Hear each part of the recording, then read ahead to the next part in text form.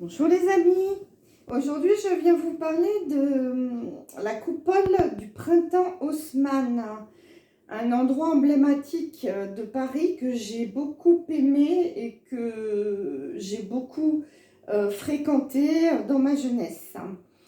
Donc cette coupole a été construite en 1912 par donc monsieur Bader et monsieur Kahn. Qui ont donc été les architectes de cette coupole. Elle est visitée par 37 millions de visiteurs, principalement d'étrangers bien sûr, venus pour la voir chaque année. Cette coupole, vous le remarquerez, est faite en forme de fleur de vie. C'est comme ça d'ailleurs qu'ils l'appellent. Ils disent donc qu'elle est en forme de fleur de vie. Et toutes les décorations autour sont également en forme de fleur de vie. Il faut bien comprendre que ce n'est pas ce qu'ils nous racontent. Bien sûr, la vérité est bien au-delà de ce que l'on peut imaginer.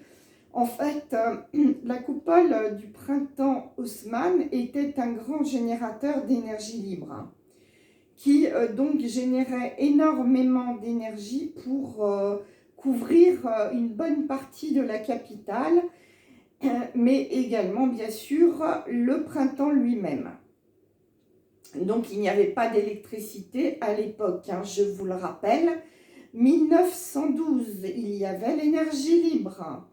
Cette coupole est splendide, elle est faite avec les mêmes matières, les mêmes matériaux que les vitraux des églises et des cathédrales.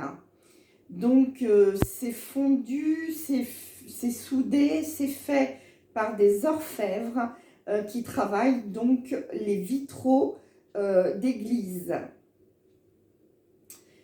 Cette coupole donc capte la lumière du soleil et la restitue donc à l'intérieur du bâtiment.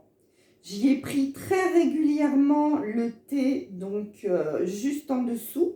Ça se trouve donc au dernier étage du printemps Haussmann où je travaillais dans les années 80. Donc les couleurs magnifiques que dégagent donc ces vitraux font penser bien sûr à une cathédrale, mais sont beaucoup plus volumineux, couvrent vraiment une surface de 1400 mètres carrés, imaginez, une surface de 1400 mètres carrés. Donc vous pensez bien que ce n'était pas simplement pour le folklore et pour le tape à l'œil qu'ils ont fait une telle beauté de l'architecture parisienne. Non, c'était bien en même temps pour capter des énergies et les restituer ensuite gratuitement. En plus d'être bien sûr splendide et architecturale. Tout Paris, en fait, était de la sorte fait de monuments captant les énergies libres. L'Arc de Triomphe en fait partie, la Tour Eiffel, bien entendu, le Sacré-Cœur, Notre-Dame et bien d'autres encore. Voilà, je voulais vous raconter cette petite histoire en même temps que vous essayez de retourner sur place, voir, constater par vous-même avec un autre regard la beauté, la splendeur de cette coupole. Cela avant les événements, si possible, qui vont malheureusement détruire une partie de cette magnifique capitale qu'est Paris.